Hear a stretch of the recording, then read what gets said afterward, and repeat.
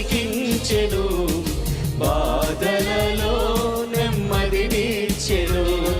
నీ వాక్యమే నన్ను బ్రతికించెను, బాధలలో నెమ్మదినిచ్చెను.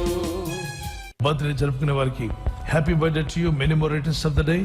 ఈ వాగ్దానం మీ కొరకు ఇవ్వబడింది. హెబ్రీ పత్రిక 13:5 నిన్ను ఏ మాత్రమును విడువను, నిన్ను ఎన్నడూ ఎడబాయును. ఈ